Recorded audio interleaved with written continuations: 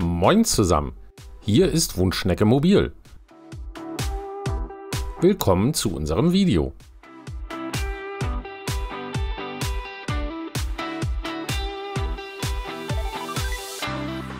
Es geht weiter auf unserer Fahrt durch das südliche Spanien.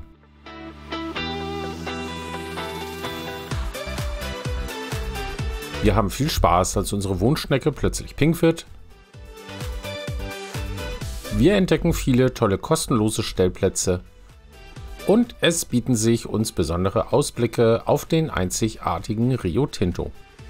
Viel Spaß bei diesem Video! Hier auf dieser Übersichtskarte haben wir die Region farblich unterlegt, in der wir gerade unterwegs sind. Wir haben einige der Orte blau markiert, die wir in diesem Video besuchen. Die Koordinaten und weitere Infos zu den Orten findet ihr wie üblich in der Videobeschreibung. Wir starten vom Campingplatz Doñana Playa an der Küste.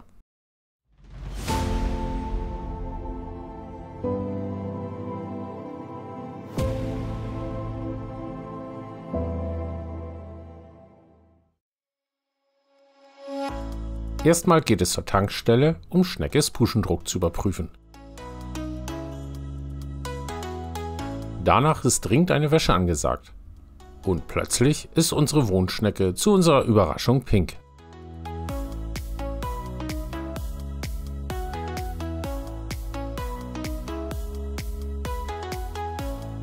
Ja, das war der Schaum. Danach geht es weiter in Huelva.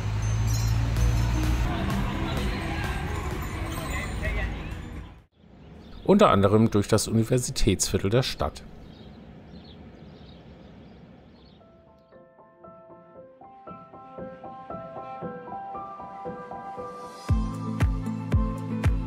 Nächstes Ziel ist für uns die Region um den Strandort Isla Cristina an der westlichen Costa de la Luz. Die Hauptattraktion sind hier die fantastischen Sandstrände, die sich über 12 Kilometer östlich des Ortes erstrecken.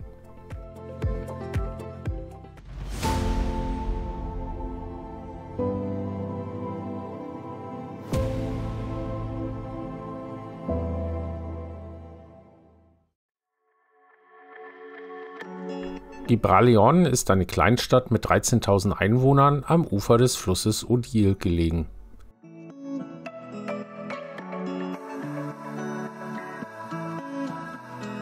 Die günstige D-Oil-Tankstelle am Ortseingang ist für die meisten Wohnmobilisten nicht nutzbar. Die eigentliche Zufahrt und die Ausfahrt zur Tankstelle sind mit Betonbarrieren zugestellt. Man gelangt zu den Zapfsäulen nur über die seitliche Einfahrt zu den Autowaschplätzen.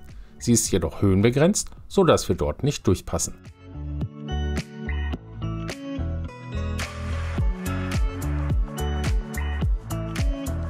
Der öffentliche Stellplatz ist nur 3 Kilometer von der Autobahnabfahrt A49 entfernt und ist somit gut als Etappenplatz auf dem Weg von und nach Portugal nutzbar.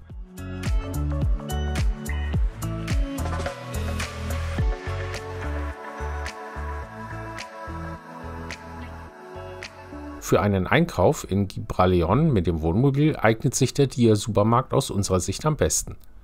Er verfügt im Gegensatz zum im Ort gelegenen Mercadona über einen großen Außenparkplatz mit vielen Plätzen.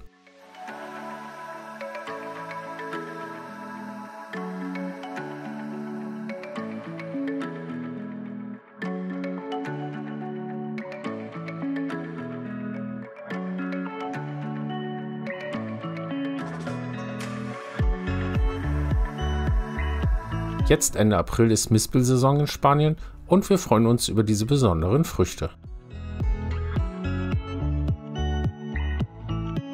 Vom Dia sind es nur noch 500 Meter zum Stellplatz La Lobera.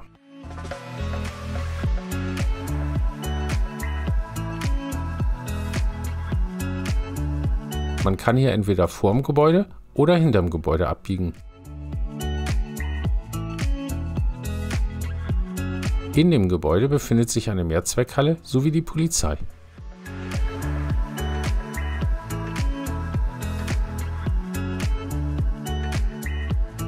Das weiße Gebäude, das man im Hintergrund sieht, gehört zu einer Schule.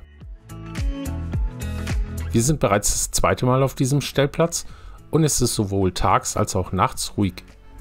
Die Schule ist allerdings beide Male geschlossen, da es Wochenende bzw. jetzt vom Feiertag, dem 1. Mai ist. In der Umgebung liegt leider ein wenig Müll rum. Das Tor schiebt man einfach auf, es rollt bei uns von alleine später sehr langsam wieder zu.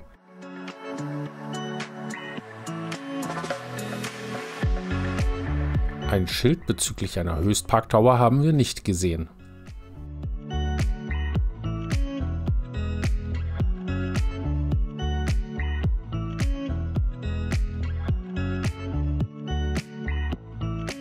Es gibt 14 Plätze, die jeweils mit einem Mobil bis ca. 7 Meter befahrbar sind.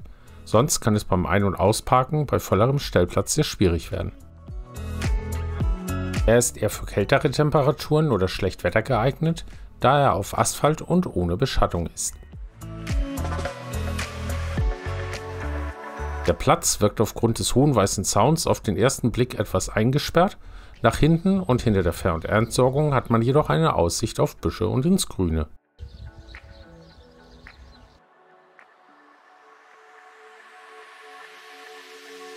Der Stellplatz sowie Fähr- und Entsorgung sind kostenlos nutzbar. Stromsäulen gibt es nicht. Der Frischwasserhahn ist mit Druckknopf bedienbar und das Wasser ist leider lauwarm.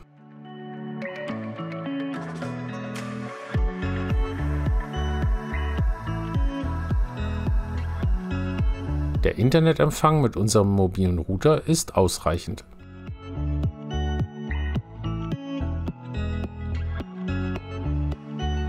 Bei Veranstaltungen in der Mehrzweckhalle wird es sicherlich sehr laut sein.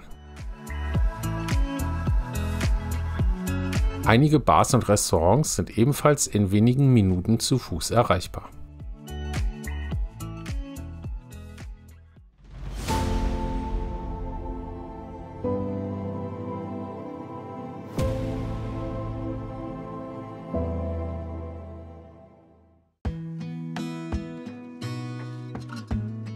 Am nächsten Tag geht es weiter in den Ort Valverde del Camino mit 12.000 Einwohnern, um den dortigen kostenlosen Stellplatz anzuschauen. Er liegt am Ortsrand neben der Hauptstraße des Ortes und einem größeren Parkplatz. Es gibt zwar eine Ortsumgehung auf der N435, aber der Platz ist sicherlich aufgrund der nebenliegenden Hauptstraße kein besonders ruhiger Stellplatz.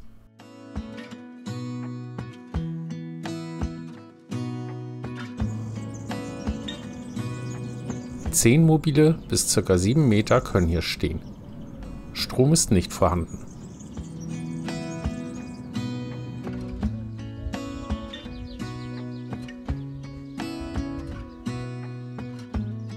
Die Fähr- und Entsorgung kann kostenfrei genutzt werden. Frischwasser gibt es nur per Druckknopf mit sehr niedrigem Wasserdruck. Die Hähne haben zudem auch kein Schraubgewinde, um einen Schlauch anzuschließen.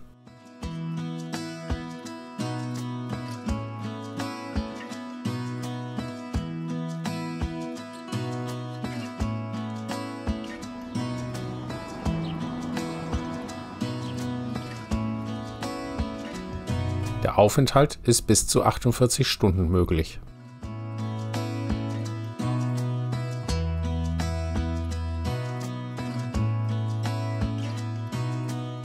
Ein Mercadona und ein Dia sind 5 Gehminuten entfernt in einem Wohnviertel.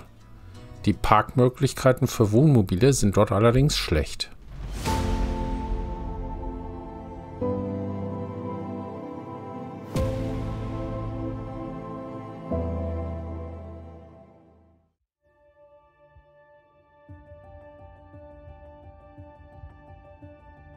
Der Rio Tinto, zu Deutsch Roter Fluss, trägt seinen Namen aufgrund der intensiven roten Farbe des Flusses.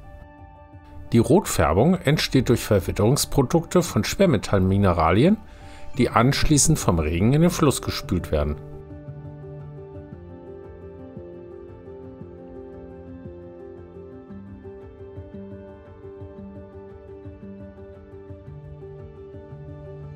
Hauptsächlich handelt es sich dabei um Eisen und Kupfer.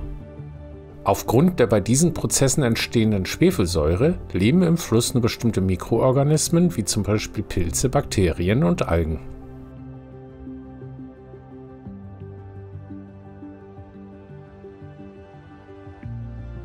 Der Via Verde de Rio Tinto, ein Fahrrad- und Wanderweg, führt von hier entlang des Flusses auf der alten Eisenbahntrasse ca. 6 Kilometer in Richtung Norden.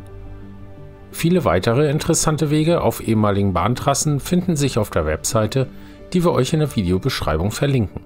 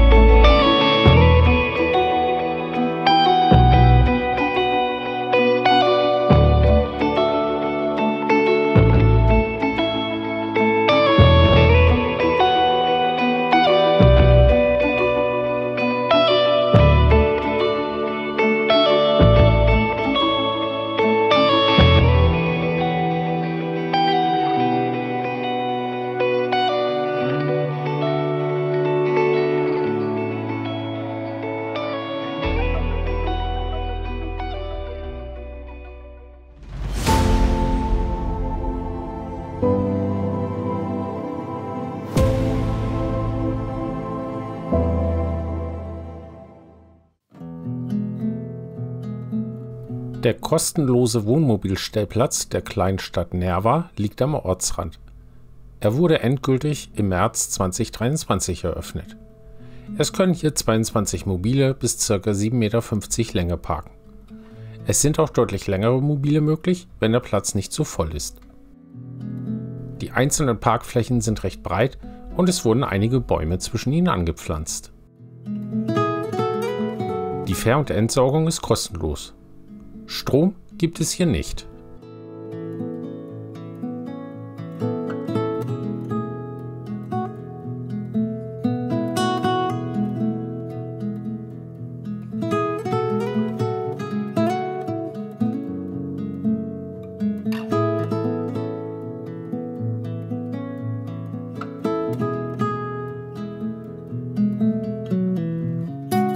Das Museum für moderne Kunst mit freiem Eintritt ist 5 Minuten zu Fuß entfernt. Zum Dia-Supermarkt geht man ca. 3 Minuten. Das Parken mit dem Wohnmobil ist dort schwierig. Nicht weit entfernt liegt der Bahnhof der Ferrocarril Minero.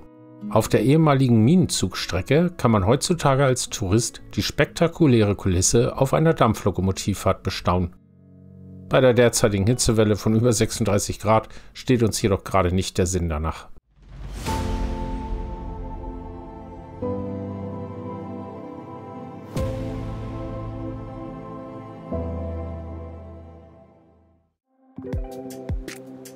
Der im Sommer 2022 neu eröffnete Stellplatz liegt an einer Kreuzung, an der auch abends noch reichlich Verkehr ist. Es können hier bis zu 13 Fahrzeuge stehen. Teilweise sind die Parkbuchten etwas schief. Verglichen mit den anderen Stellplätzen, die wir in den letzten Tagen besucht haben, ist es hier sehr gut gefüllt.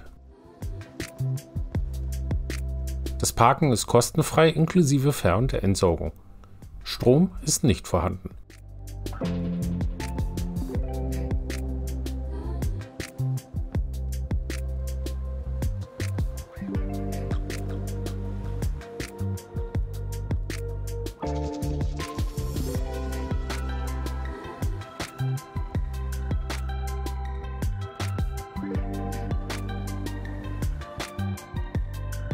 Der Internetempfang mit unserem mobilen Router ist schwach.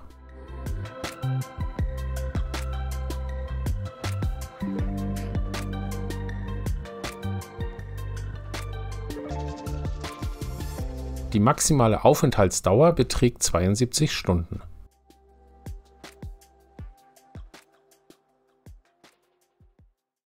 Die Kleinstadt Minas de Rio Tinto liegt inmitten eines Bergbaugebiets, das zu den ältesten Minen in Europa zählt. Bereits in der Bronzezeit wurden in der Gegend Erze und Mineralien abgetragen.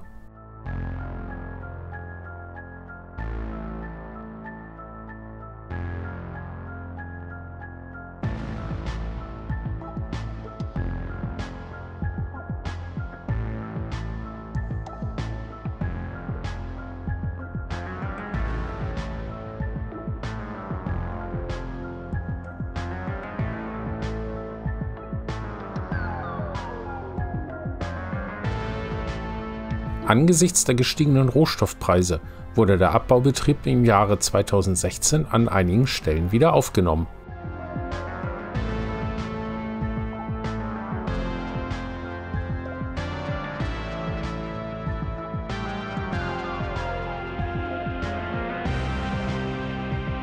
In der Umgebung werden zahlreiche touristische Aktivitäten über die Fundación Rio Tinto angeboten.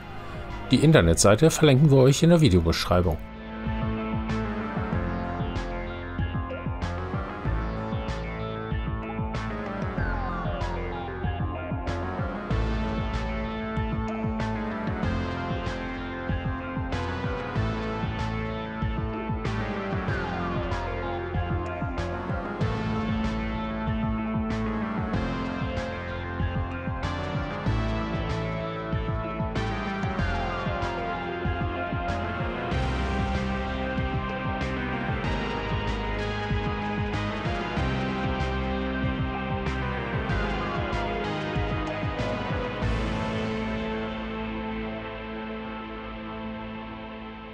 Einige Ruinen zeugen noch von den Bergbauaktivitäten vergangener Zeiten.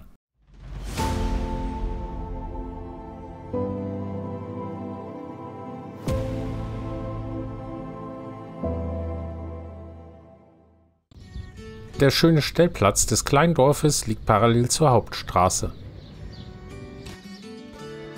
Am 1. Mai mittags ist es hier sehr ruhig. Von der Hauptstraße hören wir auf dem Platz nur sehr wenig. Das Parken einschließlich Fern- und Entsorgung sowie sogar Strom sind hier kostenlos.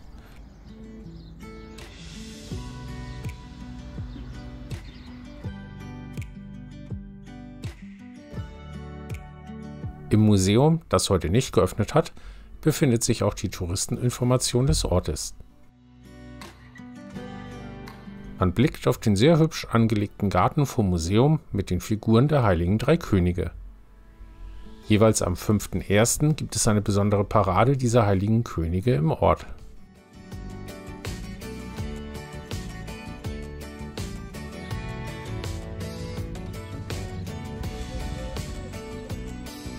Es können hier 11 auch längere Mobile stehen.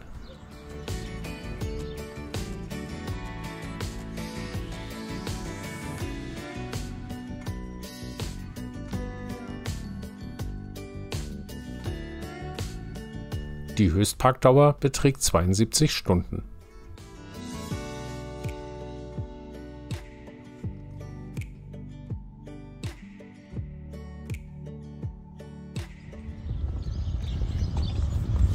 So, hier läuft das Abwasser dann rein. Etwas ungewöhnlich, funktioniert aber ganz gut. Der Frischwasserhahn hat nur einen Druckknopf und kein Gewinde.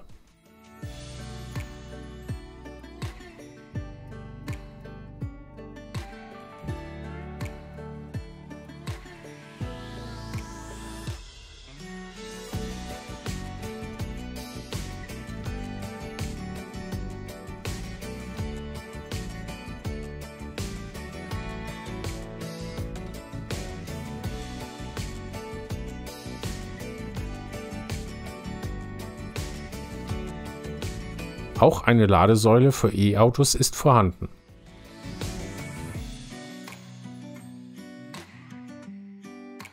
Strom ist mit 16 Ampere abgesichert. Der Internetempfang mit unserem mobilen Router ist hervorragend. Weiterhin ist auch kostenloses WLAN über Wi-Fi vor EU vorhanden. Am Freibad, das direkt neben dem Platz liegt, gibt es eine Tapasbar, die ganzjährig geöffnet ist. Daneben liegt eine Familiendestillerie mit kleinem Museum.